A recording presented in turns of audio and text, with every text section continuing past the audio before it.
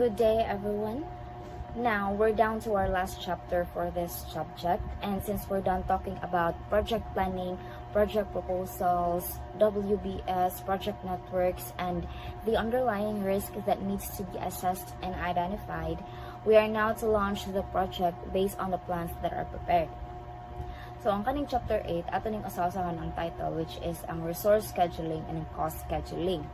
When we say resource scheduling, mao ni siya ang pag-allocate o pag-manage sa mga available resources para ma-ensure nga ma-complete ang task within the set time frames. So later on makabauta nganong ang task are bound within the set time frames. So kung ingon tag availability of resources, meaning unsa day ang mga kailangan nga resources for that specific project, and that includes human personnel kay kinsa may mobuhat sa project, kinsa may mo-execute sa task, kung pila ka estimated manpower day ang gikinahanglan para ma-finish na ang sa project.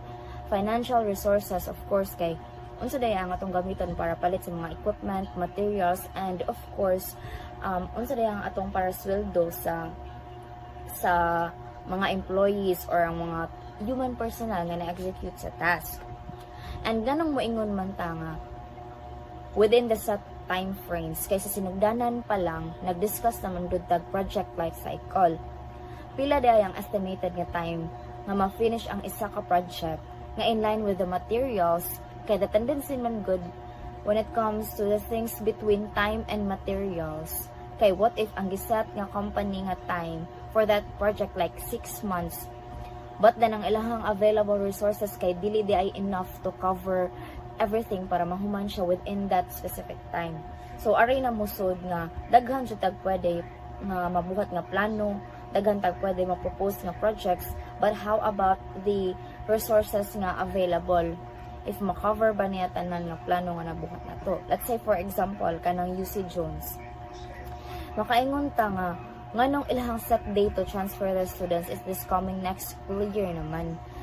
Nga if tan-aw na to siya, daghan pa jud og need humanon, but wala man takabaw sa entirety of the plan. Kay dako siya nga institution, but nag-allocate man pud sila og enough nga resources para mahuman na sa ilahang expected date of completion. Next is ang cost scheduling. Mao ni siya ang budget baseline and cost control kay, di ba, appeal man sa resources and ang finances, and need na siya og proper allocation as well. In other words, unsaon di ay pag-maintain nga ang expenditures kay always in line sa approved budget sa project. Kani siya nga discussion kay ma-further discuss pa ni siya all throughout the whole chapter. Unsa day, so sa book na ay 2 lines dito. So unsa day pasabot aning first line nga project network times are not a schedule until resources have been assigned. So, dili nato matawag nga realistic ang isa ka project if dili nato mo properly assign ang resources ngadto sa task. But take note as well nga naay resource constraints and limitations sa resources. Like, katong gidiscuss nako gani ha. Or like for example, kanang mga software company or kanang mga IT company, kay kanang naigipabuhat ang client nila nga kana nga website, but then naa sa expected date, pero ang mubuhat ana is like nag part-time di ay, so dili jud possible or kanang possible nga dili na siya mahuman sa expected date of completion kay ang resources or ang human personnel is dili enough or dili adequate. So in ana siya. And then cost estimates are not a budget until they have been time-phased. Diba ang project kay naa siya project budget and dili biya na mahumandayon ang project, so mag-set sila time frames o tong giingon ganiha kung unsa dapat ang mahuman ana nga specific period. So let's say for example, naa sila dapat humanon ana nga week, so mag-set sila og so within that time interval mag-estimate sila og cost kung pila day ang need for that time para ang kanang in that time interval. So sa figure 8.1, diba, makita nato sa atong figure here nga each phase of the process sa project planning kay connected with risk. So tanan interconnected with risk. Nya if we were to magnify it, ang risk sa isa ka phase kay maka-affect jud sa other phases if not avoided and lessened kay lagi interconnected man sila. Risk includes constraints and limitations of resources. So to avoid, balik ta sa chapter 7 about assessing risk. And if we are to simplify it, based sa assumptions jud ang resource planning. So naay so-called here nga resource smoothing o resource constraint scheduling. So ang resource smoothing kay mao ni siya ang pag-delay sa mga non-urgent task if ang certain part of the projects need og more attention og more resources to even out sa pag-deliver sa project. Na-discuss na niyo siya before, diba, about sa Slack. So, in other words, it's all about adjusting the resources para ma-inline sa project timeline. But, ang kaning resource smoothing kay kanang, even if naay i-delay nga task, naay unahon nga task, naay mas i-allocatean og resources, ang goal gyapon sa company is to achieve or to finish the project within sa ilahang expected date of completion. So, ang opposite ani kay mao ang resource constraint scheduling. Kay ang resource constraint scheduling kay ilangan gud i-extend ang overall duration sa project. So, meaning if kana ang ilahang set date, lahi ang ilahang kanang date of completion kay ilangan gi-extend ang duration. Kay tungod kuwang ang resources. So, like for example, kanang mga construction projects kay naay specific part nga need i-focus need of more resources than the others. So, ang katong mga resources for other tasks kay i-allocate siya for that specific task. Ang tendency is malate ug start ang uban, so ma-delay ang project expected date to finish. So, the difference between the two kay ang time frames jud. So, like, for example, kung itong giingon ako ganiha sa resource smoothing, mag-adjust sila sa allocation of resources without delaying the entire project and meeting the expected date of completion. While ang resource constraint scheduling kay dapat naa sila mahuman na specific part of the project through allocating more resources to specific task if it means ilang i-delay ang completion date. So later on, makabawtag different methods on resource utilization to address failures sa pag-schedule sa limited resources. So sa figure 8.2, kay mao na siya ang sequence of activities and some potential resource conflicts. Naay mga project nga need pa ma-finish ang first task before ka maka-proceed og pag-execute sa next task. So, obvious example is kanang magtukod kag balay. Siyempre, di man na pwede nga magtaod kag atot nga wa pay haligi or kanang magbuhat og research project. Maguna di ay ka sa interpretation of data nya wala pa ka naka-survey.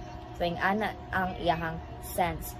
So, but natay gitawag nga parallel activities nga pwede buhaton all at once. So, like for example nga, ang naa sa book kay wedding reception. Diba, pwede man na nato dunganon ang pag-decorate o ang pag-hire and so on if only naalay adequate resources. But if ing anak nga instance, kaya naay tendency nga pwede mausab ang kanang certain part of the task.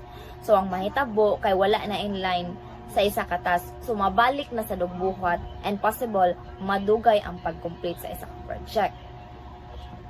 Next, kay aray na ta sa types of resource constraints. So, naay tulo, na-discuss na ako ganiha, ang people, material, o ang equipment. So, nga, ang people, obvious na dyan na, kinahanglan man dyan para ma-execute na to ang task, kinahanglan of manpower.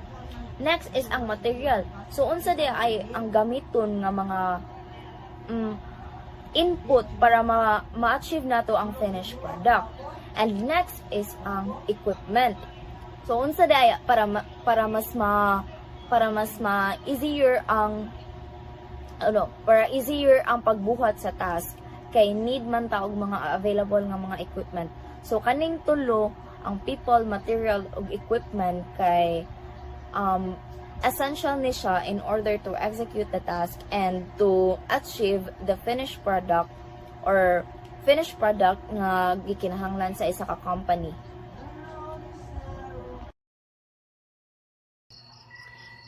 So, hello everyone. My name is Rodewela Cabanilla and I am the second reporter of Group 8.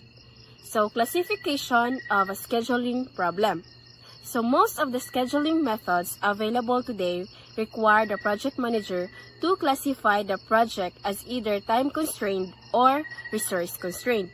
So, Ang mga project managers daw kay need sila mo consult to their priority matrix para i-determine which case if fits the project. So, one simple test to determine if the project is time or resource constrained is to ask if the critical path is delayed, will resources be added to get back on schedule? If ang answer kay yes, assume nga kana nga project is time constrained. If the answer is no, assume nga kana nga project is resource constrained. So, when determining whether a project is time constrained or resource constrained, project managers can use a simple test.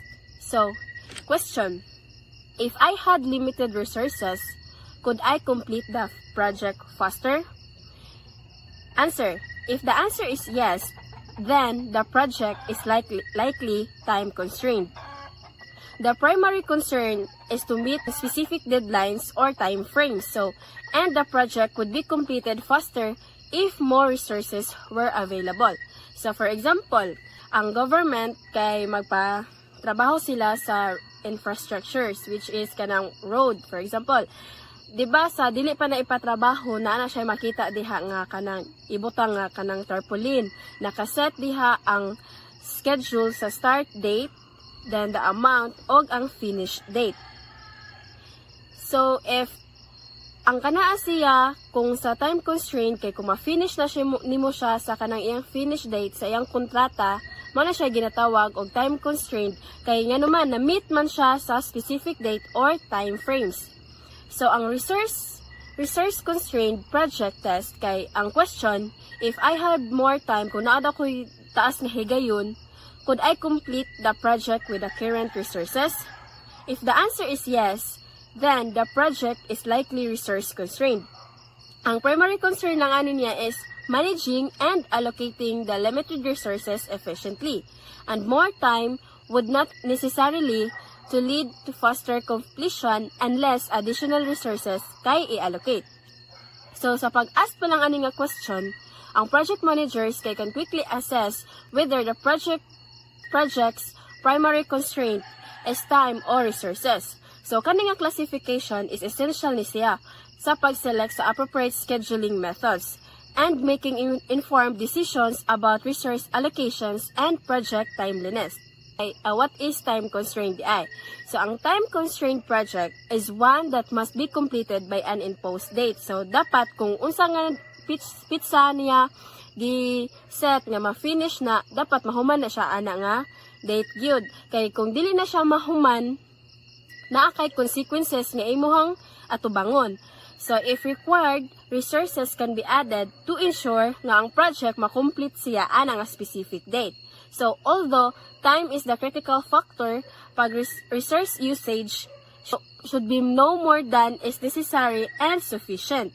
So, this means nga kanang ang pag-meeting meeting the specific time frames is paramount. Failure to do so could have significant consequences such as kanang financial penalties or mamiss nimo nga opportunities. For example, ang construction site. So, napatukod kag building nga 4 months ay gikan karon until 4 months from now kay mahuman na siya. And then, wala man nimo siya nahuman within 4 months. So, instead of kanang mahuman siya ana, di ba naakay mga kakulian.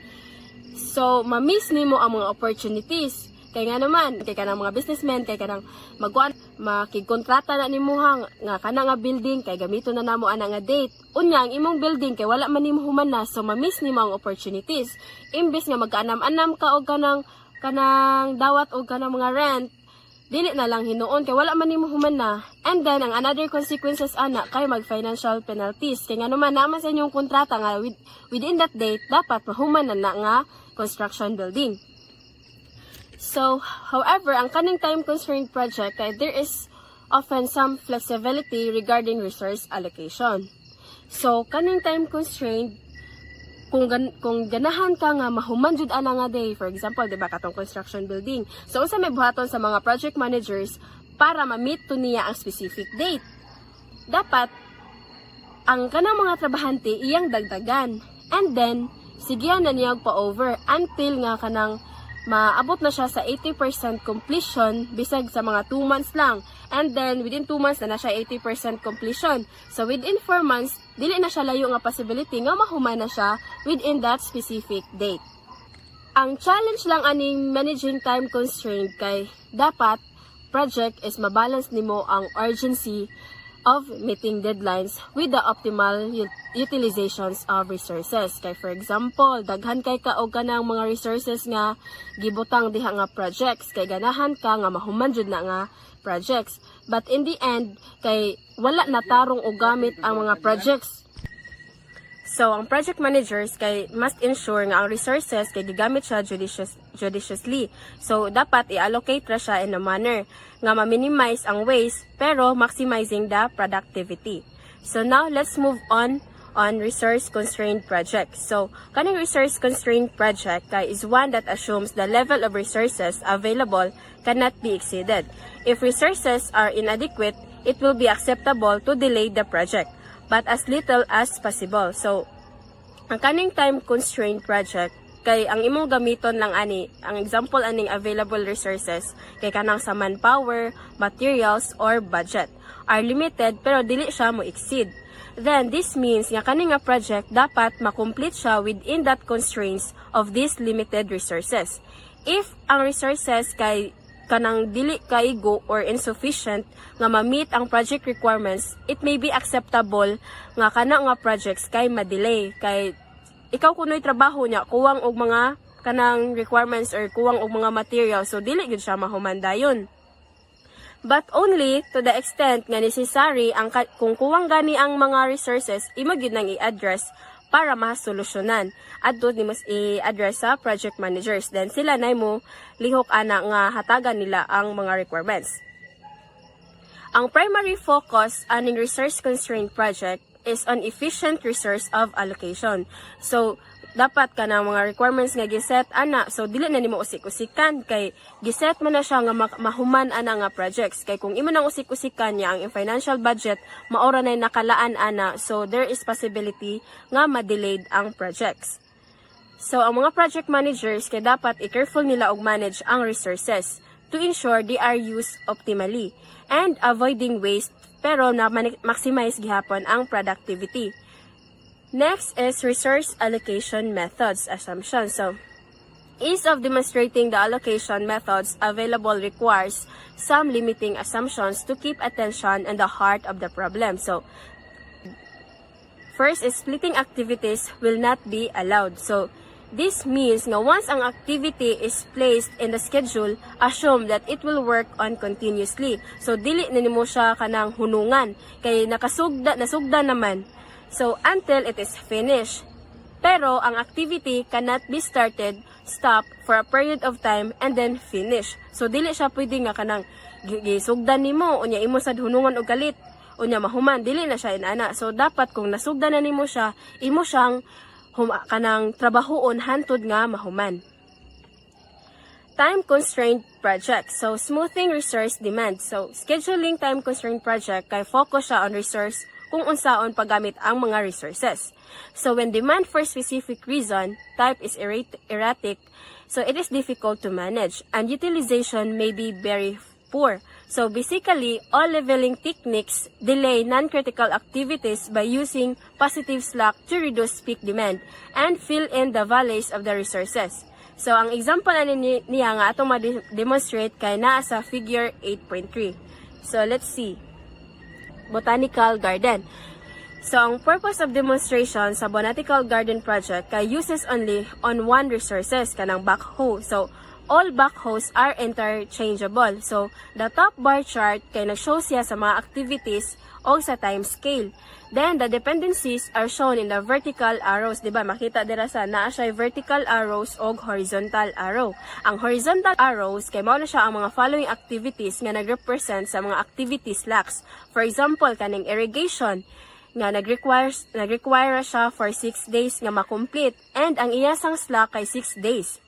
So, next is scheduling resources and cost. So, the resource scheduling problem is a large combinatorial one. So, this means nga even a modest-sized project network with only a few resources might have the several thousand feasible solutions. So, few researcher daw ang nag-demonstrate ani nga optimum mathematical solution to the resource allocation problem, but only for small network and a very resource few types. Heuristics prioritize which activities are allocated resources and which activities are delayed when resources are not adequate. So, ang gigamit ani niya is parallel method. So, ang kaning parallel method is the most widely used approach to apply heuristics, which have been found to consistently minimize the project delay over a large variety of projects. So, ang kanisad siyang parallel method is an alternative process nga nag-start siya from the beginning of the project time, and when the resources needed exceeds the resources available. So, na siya tulo ka activities first nga i-priority sa rules. First, ang minimum slack. So, what is minimum slack? In a project management, slacks refers to the amount of time task can be delayed without delaying the overall project.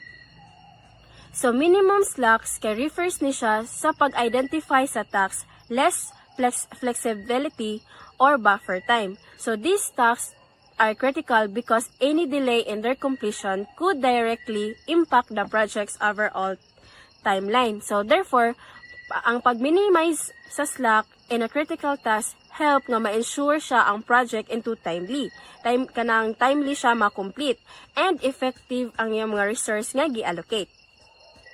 Second is smallest duration. So, what is smallest duration in a project management? So, this refers to the shortest amount of time required to complete a particular task or activity within a project. So, imong i-identify ang task within the smallest duration. So, for example, kana magtukod kag building within 4 months. So, unsa man nimo, unsa may mga techniques nga imuhang gamiton para mahumad jud na siya ana kanang specific date. So, mauto imuhang padaghanan ang imong mga tao, then ipa-over, then dapat kompleto pod ang mga resources.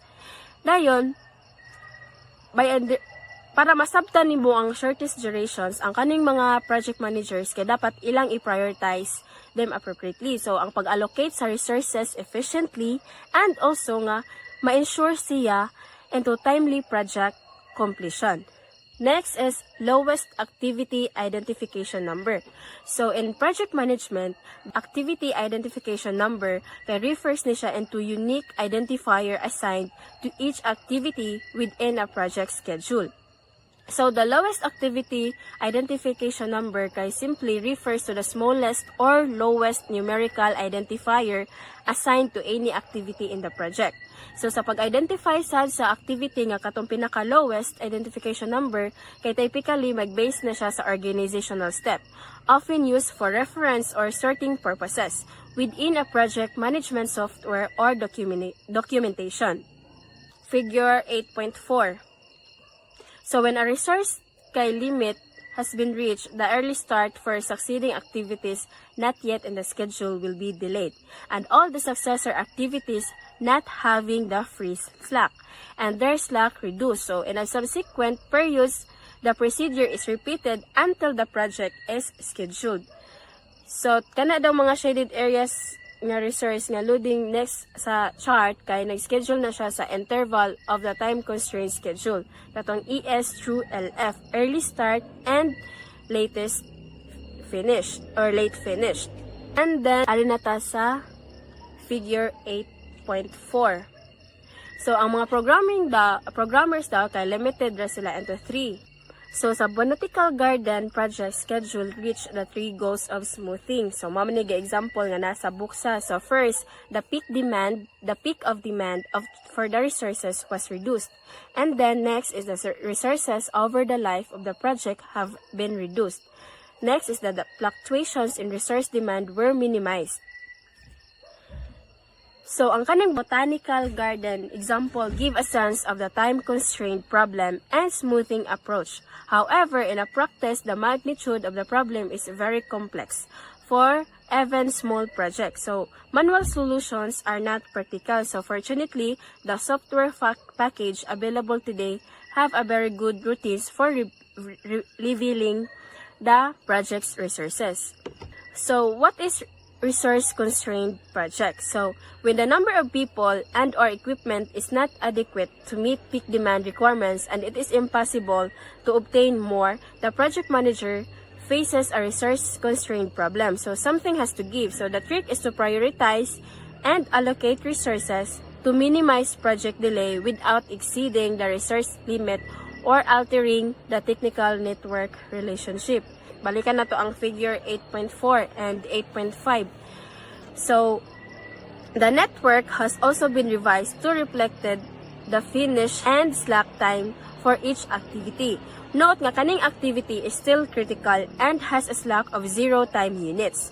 So, because no resources are available, they are being used on activities 2 and 5. So, atong i-compare ang slack of each activity. Nga makita na to sa figure 8.4 and 8.5. So, slack has been reduced significantly. So, niubos mayo ang slacks. Note nga ang kanang activity 4 has only 2 units of slack rather than what appears to the 6 slacks units. So, this occurs because only 3 programmers are available and they are needed to satisfy the resource requirements of activities 2 and 5. Note that the number of vertical activities kaning sa 1, 2, 3, 5, 6, 7 has increased from 4 to 6. So, these small examples demonstrate the scenario of scheduling resources and a real projects and resulting increase in the risk of being late. So, in practice, this is not trivial problem. So, ang managers nga mo fail ani nga schedule resource usually enter the scheduling risk when it is too late to work around the problem. So, mo result siya into project delay. Since nga manually using parallel method is impractical on real-world projects because of size of project managers will depend on software programs to schedule the project resources. So that would be all my report. Next reporter. Good morning everyone. So I'm here to discuss about computer demonstration constraint scheduling. So project management software is capable of assessing and resolving complicated resource constraint schedules using heuristics similar to what was described above. It is important to note that the software is not managing the project. The software is simply a tool the project manager uses to view the project from different perspectives and conditions. So here in the illustrations, so you can see that there are 2 projects, or there is only one project that was been applied here. It is only for the EMR project, but to start the project there is a architectural decisions, and there are 3 components for that. The first one is internal specs, the second one is external specs, and lastly the feature specs. So you will be able to see that the timeline and the date it will gonna be finished, and also the duration. Yeah, so the timeline it will gonna start, and also the duration. And then under the internal specs there is 3 components. Firstly is the voice recognition, and the second one is case, and lastly is the screen. The same with the external specs. So it has 3 components, which is the voice recognition, case, screen. And for the feature specs, it has 4 components. Firstly is the database, and then microphone, sound card, digital devices, computer I/O, and under the database there is a review design. And on the next page you will be able to see under the figure 8.7 the EMR project before resources added. So when you look the diagram, you will be able to see the start date, the finish date, and then how many free slack and then total slacks in there. So there is a date specified until the finish of the project. And then on the next illustration, so you will be able to see the work hours from the design engineers for the design engineers from the architectural decisions until to the review decision, or review design rather. So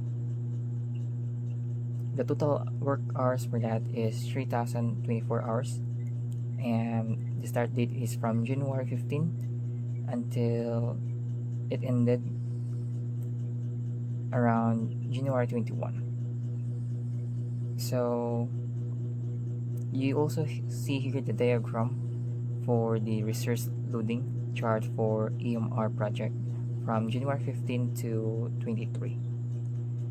Okay, so on the next page, so you will be able to see the complete duration of the EMR project. So the total duration is 57 days.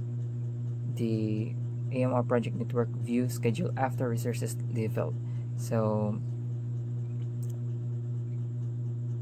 when you look at the previous illustration, so their estimated duration is around 45 days for the AMR project, but it was finished for around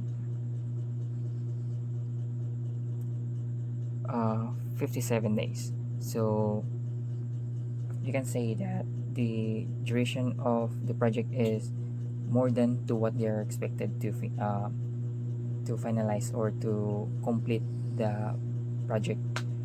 So we can not really determine how long the project will gonna end. So gladly that it was been able to but still the estimated time for the project that was made is not really long, because it just ended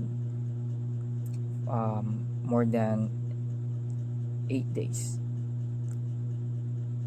But because of the extension of the project to finish, it is became more costly, but in the end it's still better than not be able to complete and finish the project. So the next page, the impacts of resource constraint scheduling. So like leveling schedules, the limited resource schedule usually reduces flexibility by using slack to ensure delay is minimized, and increases the number of critical and near critical activities. So that's the end of my report. So thank you so much for listening.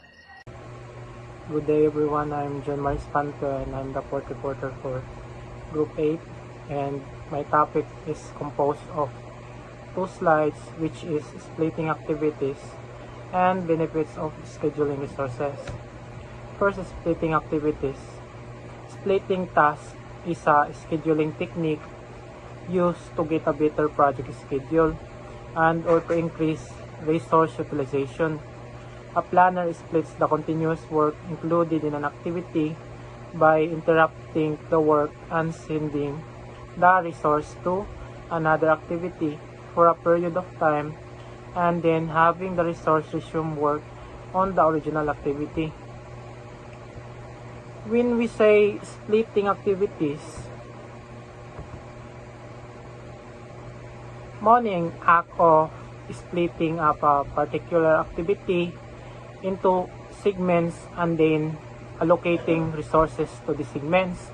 So splitting activities involves breaking down larger tasks into smaller, more manageable parts. For example, kanang magplan tanan usa ka birthday party, dili man pud pwede na daghan man jud activity sa usa ka party o sa usa ka ana na event. So we can assume na we should split the task into categories to save time and also to stay organized. So for example, kanang tung sa birthday party lagi, like we split the activities into categories like sa invitations, decorations, food and entertainment. Then break each category into specific actions like sa katong sa invitations like designing, sa decoration like buying decorations. We split activities like sa food, preparing food and organizing the game. So the act of splitting is simply an approach to help you stay organized and focus on completing one task at a time, and it also result to time saving and also if possible or dili jud as in involved jud ang dako nakoan kanang unsa pa na dako na issue, which is also makayuse siya para makasave po the cost. As we can see diri as a figure 8.11, it depicts the nature of the splitting problem. So the original activity, as we can see, kaning sa original activity, wala pa ni siya gi-split, wala pa gi-split bali ang usa ka task to activity duration without splitting. As we can see, murag komplikado jud kaayo kon kanang usa ka task din daghan nimo unon, pero wala gi bahin-bahin ba murag pamahitabo ana naay jud na ana kuan kanang work interruption na mahitabo. Then the original activity has been split into 3 segments, E, B, and C. The shutdown and startup times lengthen the time for the original activity. Some have argued that the propensity to deal with resource shortages by splitting is a major reason why projects fail to meet schedule. But this is not the case when situations where splitting costs are known to be small or when there is no alternative for resolving the resource problem, or kung kanang dili ba kayo kung limited ra kayo ang resources. Kay kung limited man gud kayo ang resources, then i-split nato ang activities na jud possible na dili jud magka-dimao kay gamiton pa sa usan yan idiretso dayon sa usana. Di man madiretso pagbalin sa usa ka activities kung wala po'y resources, kung limited lang kaayo. Benefits of scheduling resources. The benefit of creating this schedule before the project begins leaves time for considering reasonable alternatives. If the schedule delay is unacceptable or the risk of being delayed too high, the assumption of being resource constrained can be reassessed. Cost-time trade-offs can be considered. In some cases, priorities may be changed.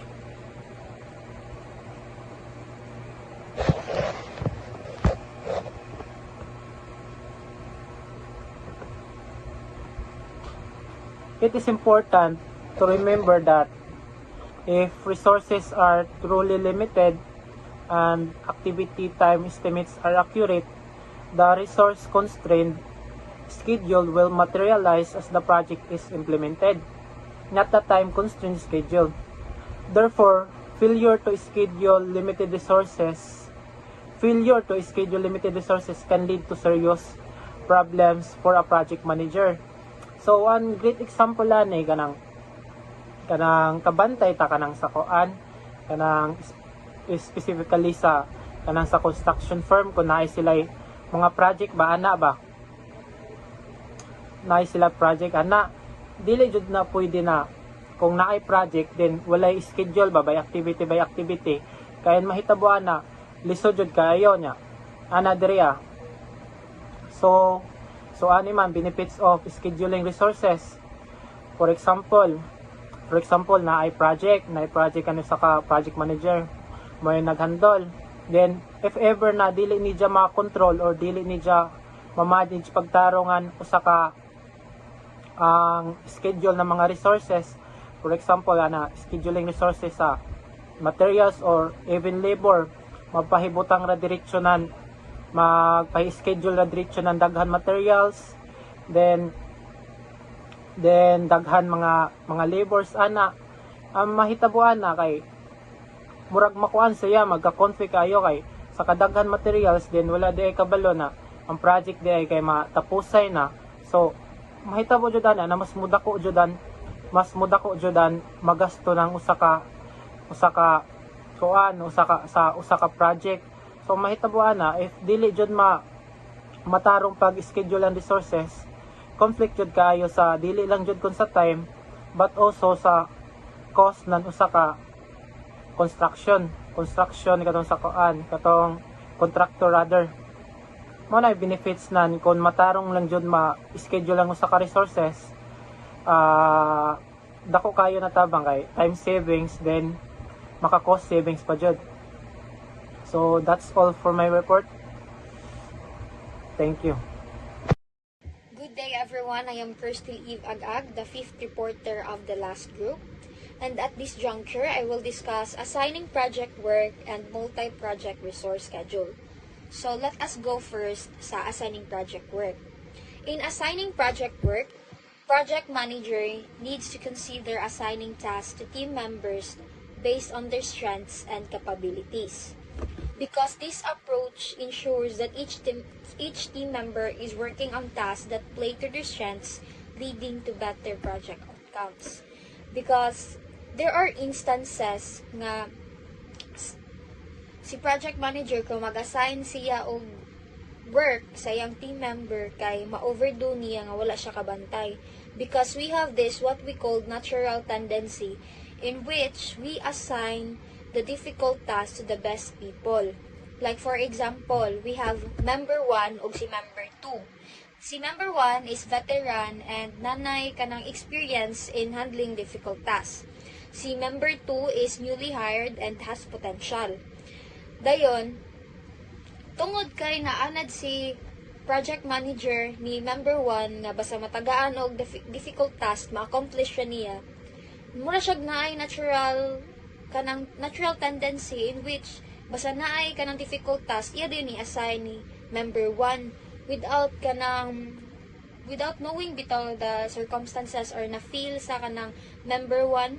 So ang ma-feel ba sa member 1 ana kay tungod na ning kamot siya, nagtarong siya sa iyang work, every tagaan siya og mga project kay ma-difficult man na sa di kay iya yung tarungon, and then nakabantay siya sa sige niya tarong ug katong nakasolve siya og difficult task perminti nilang ihatag ang difficult task niya ni project manager. So naay kanang tendency nga makaingon siya nga sunod hatag ni project manager nako og kanang difficult task kay di na lang nako tarungon para if naay sunod project di na ni ihatag nako tanan kay kapoy sa draba. And then si member 2 makaingon pud siya sa himself nga tungod man kay last experience ko kay di ko tagag opportunity nga makahandle og difficult tasks to expand my skills and abilities or knowledge ani nga work. So that is why project managers need to balance task performance with the need to develop the talents of people assigned to the project. So here we have a number of factors need to be considered in deciding who should work together. So we have 3. And first is to minimize unnecessary tension, managers should pick people with compatible work habits and personalities, but who complement with each other. Kana bitang my strength is my partner's weakness, but my weakness is my partner's strength. Like for example, I am good in problem solving, but sloppy or negligent in documenting my progress. So it would be wise to kanang i-pair ko og individual that has a good attention to detail, di ba? Para balance ra ba?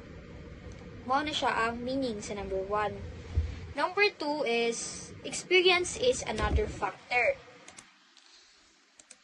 Because like ang situation na niya is kanang di ba veterans should be team up sa mga newly hired not only to share their kanang experiences or kanang na learnings but also to help the newcomers socialize sa ilang customs o norms sa ilang organization. Like for example, si newly hired sa iyang previous company, kanang mag-work sila, okay ra nga magkaon.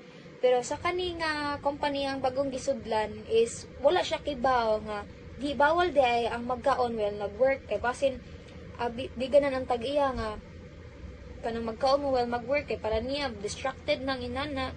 So it is very important nga kanang mag-team up jud ang veterans ug ang newly hires. So mao na siya ang number 2. And number 3, future needs to be considered. So in here is that palitan ka nang naay member si project manager nga kana bitang wala pa naka work on together.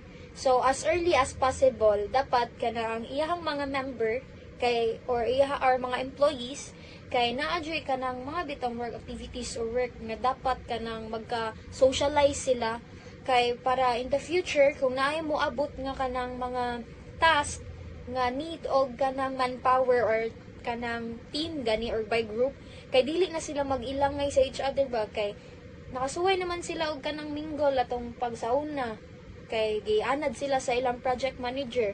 So if mag-team up sila nga kanang laylay sila department, di na sila mailang sa ilang usag-usa. And it would be advantage sa company kay meaning kung walay kanang pag-uwaw-uwaw ba sa each members kay makabuhat sila sa ilang work ug tarong.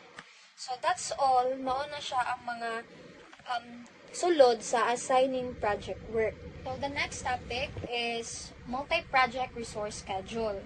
So in reality, resource allocation generally occurs in a multi-project environment where the demands of one project have to be reconciled with the needs of other projects. Also, multi-project resource schedule is about deciding which tasks to do first and which to leave for later, so that all of your projects stay on schedule. Like for example, bagong abling klase and you are an owner of a tailoring shop and you have two customer 1 ug si customer 2. And di ba basta abli og basta bagong abling klase kay kanang team peak season man na sa mga tailoring shop kay daghan man kay magpatahian na. So meaning if daghan kay magpatahian na, ang resources pud nimo kanang mga tela is limited na sad siya. So katong duha ka customer nimo, si customer 1 ug si customer 2, which is si customer 1 mao ni siya ang kanang CUC and 5 years na nimo siyang customer. Yang iyang ipatahi nimo sige is ang standard uniform sa UC. And then, si customer 2, bago nini mo siyang customer. Mo ni siya ang CACP. Yang ipatahi sa nimo ang ilang senior high uniform. So, para ma-solve imong problem, kay gamay naman, limited naman ang resources, imo dayong kanang mananaon unsa ang task nga imong dapat unahon. First priority o second priority. So, some ways to deal with this problem is kanang first come, first serve or kanang by order. And if ako si ang tag-iya sa tailoring shop, o diba, si customer 1 akong unahon, siya akong first priority, not only because kanang siya ang first customer. Aside from that, 5 years na ako siyang customer, like grabe siya, na siya ka-loyal. And then, mas daghan sad akong makita if siya akong unahon, diba? So, first priority si customer 1, second priority is si customer 2. So, when it comes to kanang managing multiple projects, resource scheduling is crucial to ensure efficient allocation of resources and timely project completion. Guys. So, in the next slide, we have kaning 3 common problems encountered in managing multi-project resource schedules. So, first is overall schedule slippage. Delays in one project can have a ripple effect and delay of other projects. So, example is kanang construction project. Then, we have experienced kanang unexpected delays in obtaining permits, kanang mga adverse weather condition, or kanang mga unforeseen technical challenges that push back the completion date beyond sa atong initial planned time. So, or kanang poor estimation ni project manager kayang gi-underestimate ang time o ganang resources required for a task. So, instead of 2 weeks siya mahuman ang katong task, nahimong 4 weeks due to unforeseen complexities. So, mao na siya ang scenario sa problem 1. Let's go sa number 2. So, inefficient resource utilization have different schedules and requirements. There are peaks and valleys in overall resource demands. So, ang example lang ani is atong daily life na lang aron mas makasabot ta unsa niya pasabot aning problem 2. So, in our daily life, 'di ba? Mamat man jud ta groceries. Pero usahay dapat ato yung bantayan kana bitaw mamalit tag nanatay grocery diri pero namalit ta ba nga dili na gani needs na to kanang sobra na ba kanang wants na jud and then nagmamalit ta wala kita maguna-huna nga grabe na day siya excess na jud kayo siya then mo ta maguna-huna nga dili na to siya ma-consume in just 1 week. So ang tendency ana ang katong mga food na imong gipamalit which is the excess groceries kay mas spoil to siya makuan to siya panos. So, aside sa nausik ang food, nakakuan sa ka, nakagasto kag ganang unnecessary cost, mga unnecessary expenditure. So, mao na siya example sa inefficient resource utilization. Next is number 3, resource bottlenecks. Delays and schedules are extended as a result of shortages of critical resources that are required by multiple projects. So, ang common example ani niya is, kanina lang, kanang atong teacher, require ta og textbook. Then, imagine, butang na to 5 ka-class niya, iyang gi-require ang textbook.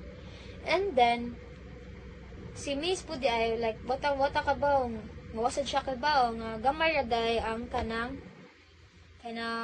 textbook ito sa textbook section. So, itong gingnan nga, ato lang mo ubos class pamalit sa textbook section kay nara na libro didto kay dapat na namo ana kanang next meeting ha kay magsugod na ta og kanang answer sa activity and next pud ana kay mag-quiz na ta.